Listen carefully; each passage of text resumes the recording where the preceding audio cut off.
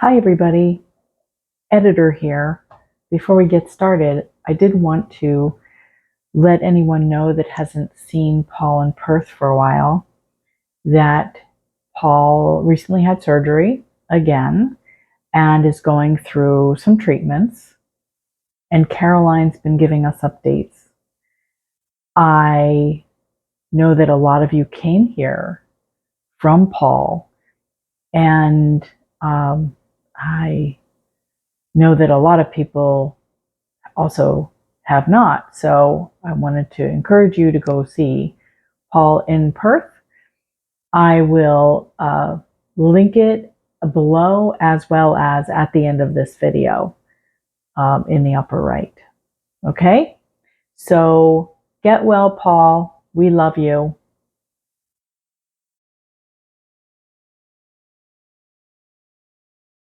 Hi, everyone. I was asked a question about my future as far as death and dying. I don't know why it's not called dying and death, but okay. Am I afraid? Well, yeah, of course I am. I know it doesn't look like I'm sick a lot. Today I'm very nauseous, but just waiting for those meds to kick in. But I really do try to do the videos when I'm feeling my best. I know you don't mind, if I look haggardly or whatever. I know you love me as I am, and I appreciate it. It means a lot. It really does. You're not just my therapist, but you're also my family. And I feel like maybe I'm being misunderstood. I'm not sure. Because I just try to stay strong. And at some point I won't be. And at some point I won't be able to do makeup and hair or whatever. I don't do hair now. That's just God's work. But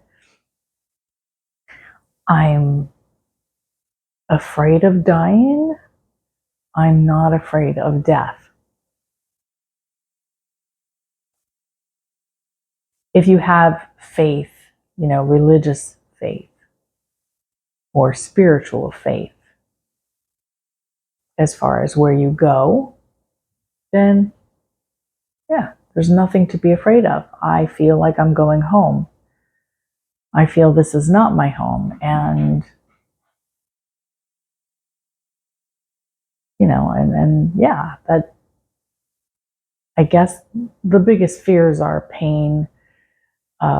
What does the end look like? And I think I'll do another video on, the scenarios that I could see when it pertains to this particular cancer. I don't want to give up a lot of people that I love.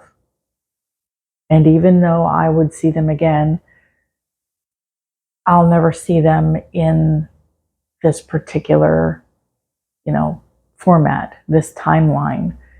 And that is a forever gone, I sometimes even wonder, would I recognize a loved one? I just have to recognize their energies, right?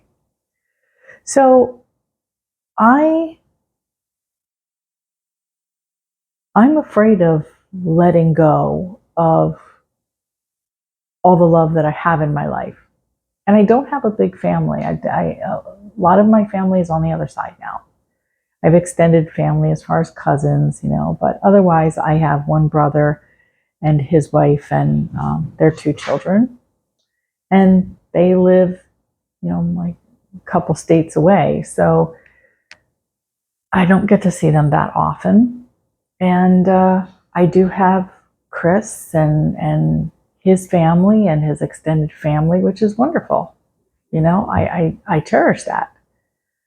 But I think I'd feel differently when I was 25, 30. Yeah, there's a lot more to fight for. You know what I mean? And it's not that what I have isn't worth fighting for, but I have more history than a 25-year-old, 30-year-old. I've gained a lot of wisdom through experiences that a younger person hasn't had yet. And yeah, I would fight like heck. And it's not that I'm not fighting now. I'm doing some meditations, some energy work, but sort of behind the scenes. I don't talk about it much.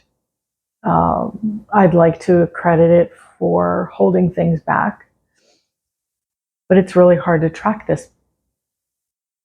The tumors, they're just not showing up on camera, so we'll probably go back into the OR and have a peek,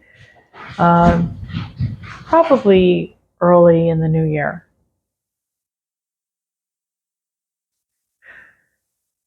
The thing that I have to focus on is the here and now. And I decided not long ago that I can't just wait. Now, there are things I don't want to do, I don't feel well enough to do, but my little bucket list, hugging a cow, doing volunteer work was definitely on my bucket list, but I've already done that. So, it still counts. We'll make that number 2 because I'm still doing it. I think that that was something I wanted to do. Gloria and Gomez chasing each other. That volunteer work was something I wanted to do for years. And when you work, and you work a lot, there's just not enough energy left at the end of the week, or you want to make sure you spend that energy with family or doing some fun things. It's not fun to volunteer, but when you're younger, it's not really not the focal point. It has always been my intention, though, to volunteer when I retired. And it was advice I gave to a lot of people. And, I just wanted to make sure I got that in for as long as I can. I really enjoy that. And it took shape, and it led to a spirituality class, which I love doing, because I don't think that just because someone's in a nursing home that they can't still grow personally and spiritually. It's just a little bit of a different procedure, I guess. So many people get there and they think they're in God's waiting room. Well, in a way, how many times are you going to move from there? So, anyway, I look at them and they don't seem to be afraid of dying. I think that most of them that I do interact with are widows and widowers. And that makes me think of Chris, and others. When there is loss, it's harder. It's hard, just life is harder. But I'm afraid of losing myself. Oh, they are going crazy, aren't they? I'm afraid of losing myself if I just don't do anything. And even though there are days I don't feel good and you don't see those moments on camera, that doesn't mean that I'm not dying, I'm afraid of the dying process. There's no doubt about it. I am afraid that I will not be able to hasten my own life in the MAID program. If I get too sick to go to Vermont, then it looks like hospice. And I don't want to wither away, I'll talk about that more. But yeah, I'm afraid of being sick. I'm afraid of the last time that I'm sick and then I don't bounce back. I know that hospice and palliative care can keep you comfortable, and hopefully through anything. And they have better meds than they used to have. So I would trust in that. I would have to trust in that. But I don't want family to see me that way either. I remember when my mom passed, and I'm sure a lot of you can relate to this. And when a loved one passes and you see that process, And when you're thinking about that person years after they've passed, that one moment or those few moments, those memories where they were emaciated or whatever the case was, that always is the final thought. When it started as a beautiful beach vacation memory, you know, it just always goes there. Yeah, I don't want to leave that legacy, but I may not have a choice. I think my biggest fear is giving up the people and things I love. Not things, just people, the love, because I won't have it in this same capacity. So staying in the moment is all I can do. It's very important. Focusing on a bucket list or, you know,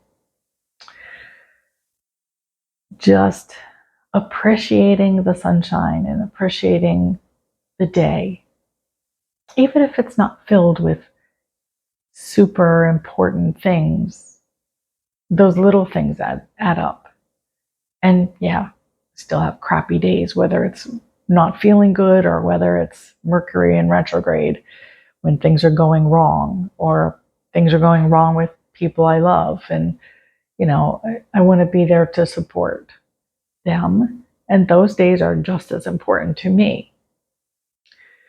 So you may not see me tear up all the time. Sometimes I edit that out. At some point, maybe I won't. But I haven't had a lot of breakdowns. I guess that's part of living in the moment. Am I scared? Yes. But do I act on that fear? No. And the reason is staying in the moment means I'm here now, like today, just a little nauseous. But I'm here now and I've got plans for the day and I'm not in hospice. I'm not driving to Vermont to hasten my life. Not right now. So now is all I've got. And it is nerve-wracking and aggravating that I don't know when that other shoe will drop.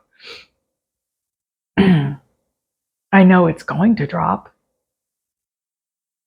And I've accepted it. Just because I've accepted it doesn't mean I don't fear it. If you are in the same boat, I would love your comments.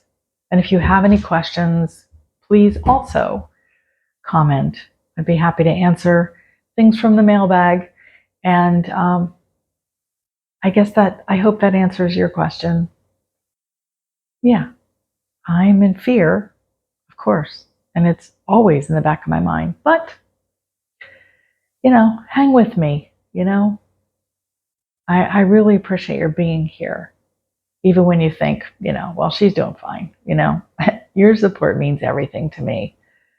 And let me know other topics or more cancer topics that you want to discuss, and I'll be happy to do that.